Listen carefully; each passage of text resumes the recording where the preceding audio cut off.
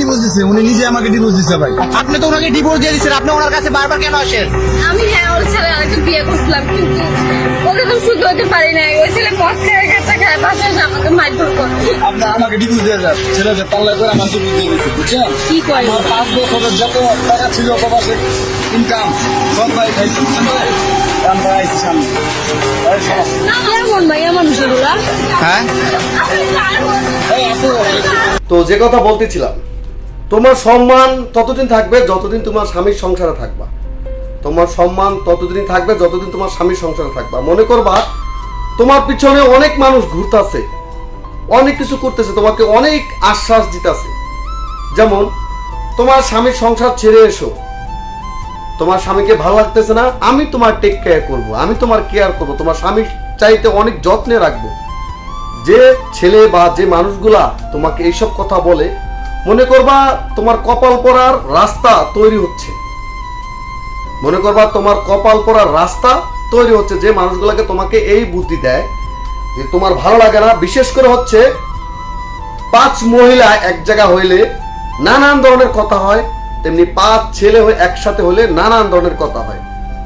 হয়তো বা সেটা বলবো না, বলবো এটাই, তোমরা যারা স্বামীর সাথে যারা গৌরব করো যে বিয়ের আগে আমি এমন ছিলাম, বিয়ের আগে তেমন ছিলাম, এটা ছিলাম ওটা ছিলাম, আমার পেছনে এখন অনেক ছেলে ঘুরে, আমি তোমার চাইতে অনেক ভালো ছেলে ডিজার্ভ করি, হ্যাঁ অনেক ছেলে ই করি, তোমার সাথে আমার যায় না, আমি কেন তোমার পরিবারে আসি, এইসব কথা যে মেয়েরা বলো, তোমার উদ্দেশ্যে বলবো, শোনো আমি তোমাকে প্রথমেই বলছি, ফুল ততদিনই সুন্দর যতদিন সে গাছে থাকে।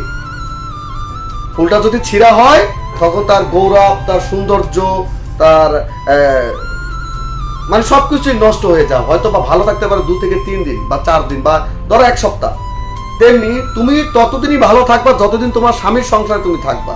স্বামীর সংসার থেকে বেরিয়ে আসলে তখন দেখবা তোমার রাস্তা রাস্তা মানে পথে ঘাটে তোমার বিপদ।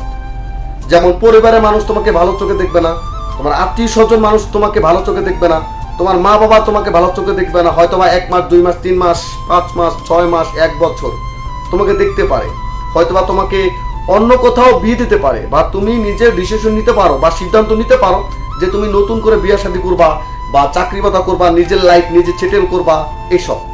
কিন্তু দেখো প্রত্যেকটা মেয়ে বিয়ের আগে যতটা রেসপেক্ট থাকে সাধারণ মানুষ বা সাধারণ ইয়াং জেনারেশন যতটা রেসপেক্ট করে, বিয়ের পরে কিন্তু এই রেসপেক্টটা করবে না বা এই তোমাকে এই সম্মানটা করবে না। কেন করবে না জানো? কারণ বিয়ের আগে তুমি ছিলে এক ধরনের, এখন বিয়ের পরে তুমি হয়ে গেছো আর এক ধরনের। এখন তোমাকে কেউ সম্মান করবে না, সবাই শুধু তোমার ফাঁকা মাঠে গোল দিতে চাবে, তোমার সাথে চান্স নিতে যাবে, ট্রাই করবে, try again try again try and try করতেই থাকবে, তোমাকে চান্স দিতে থাকবে, তোমাকে এই জায়গা থেকে তোমাকে সুনাম করবে, ওই জায়গা থেকে সুনাম করবে, তোমাকে হেল্প করবে, এটা করবে ওটা করবে। কিছুদিন পর দেখবা তুমি তার মাঝে পেঁচাই গেছো, বিয়ে শাদী করবা, দেখবা দিন দিন অত্যাচার শুরু, অত্যাচার শুরু।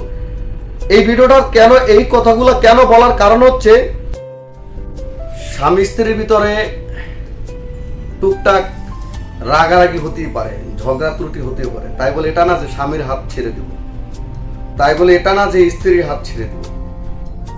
স্ত্রী যদি মানে আমার বউ যদি মানুষের মতন মানুষ হয়, যদি ভালো মানুষের মেয়ে হয় বা বাচ্চা হয়, সে কোনোদিনই চাবে না তার স্বামীর সংসার ভাঙতে। তেমনি প্রত্যেকটা মেয়ের উচিত স্বামী স্ত্রীর মাঝে টুকটাক ঝগড়াঝাটি, রাগরাগি, অভিমান থাকবে। কারণ রাগারাগি ঝগড়া যেখানে না থাকে, মানে যেখানে না থাকে ওখানে ভালোবাসা থাকে না। এটা যারা লাভার বয় আছে যারা, তারাই জানে যে ভালোবাসার মাঝে টুকটাক রাগারাগি ঝগড়াঝগড়ি এটা থাকবে। তাই বলে এটা না যে স্বামীর হাত ছেড়ে দিব, তাই বলে এটা না যে আমি আমার বউর হাত ছেড়ে দিব, এটা না। তো প্রিয় বোন বা প্রিয় ভাই, একটা কথাই বলবো, প্রথমে বোনদের নিয়ে কিছু কথা বলি। প্রিয় বোন, ফুল ততদিনই সুন্দর যতদিন সে গাছে থাকে। মনে করো ফুলটা অনেক সুন্দর, অনেক ঘ্রাণ আসছে, ফুলটা অনেক গৌরব, অনেক সুনাম, ফুলটা যখন ছিঁড়ে ফেলবো হয়তো বা 2 থেকে 3 দিনের মাথায় ওই ফুলটার ঘ্রাণ, ফুলটার গৌরব, ফুলটার সৌন্দর্য নষ্ট হয়ে যাবে।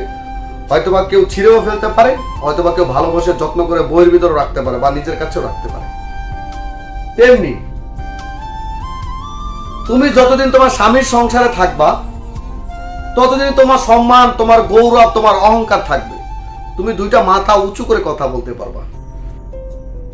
স্বামীর সাথে রাগারাগি হয়েছে, যতটা সম্ভব তোমরা পারো মিউচুয়াল করার জন্য, মানে সমস্যার সমাধান করতে পারো। স্বামী স্ত্রীর মাঝে টুকটাক রাগারাগি ঝগড়া একটু হবে। যেখানে রাগারাগি ঝগড়া নেই সেখানে ভালোবাসা নেই। যেখানে ভালোবাসা, এটা আমরা যারা লাভার বয় আছি, যারা ভালোবেসে বিয়ে করেছি, তার মধ্যে একটা প্রথম কাজ হচ্ছে শয়তানের ধোঁকা। যারা শয়তানের ধোঁকায় পড়ে তাদের জীবন একদম শেষ। যারা অন্য মানুষের কথা শুনে তাদের জীবন একদম শেষ। তোমার স্বামীকে রেসপেক্ট করো, স্বামীকে রেসপেক্ট করো। স্বামীর কর্ম, স্বামীর টাকা পয়সা, স্বামী 1 টাকা ইনকাম করে, হালাল পথে ইনকাম করে, ওই 1 টাকা খাওয়ার চেষ্টা করো। স্বামী অসৎ পথে তোমাকে লাখ লাখ টাকা ইনকাম করে দিবে, কোনো লাভ হবে না। স্বামী সৎ পথে 1 টাকা ইনকাম করবে, 1 টাকা খাওয়ার চেষ্টা করবে। 1 টাকা কিভাবে 4টা ভাগ করবে, কারণ 2টা ভাগ, 1 ভাগ হচ্ছে তোমার স্বামীর, 1 ভাগ তোমার, আর 1 ভাগ তোমার স্বামীর মা বাবার। তো বিশেষ করে যারা আমার এই ভিডিওটা দেখতেছেন, কেউ বাজে মন্তব্য করবেন না, সবাই একটু ভালো মন্তব্য করার চেষ্টা করবেন। আর যারা আমার ইউটিউব চ্যানেলটি এখনো সাবস্ক্রাইব করেন না, তারা অবশ্যই সাবস্ক্রাইব করবেন এবং পাশে থাকা বেল আইকনটি বাজিয়ে দিবেন। আশা করি সবাই ভালো থাকবেন, সুস্থ থাকবেন, নিজের প্রতি খেয়াল রাখবেন।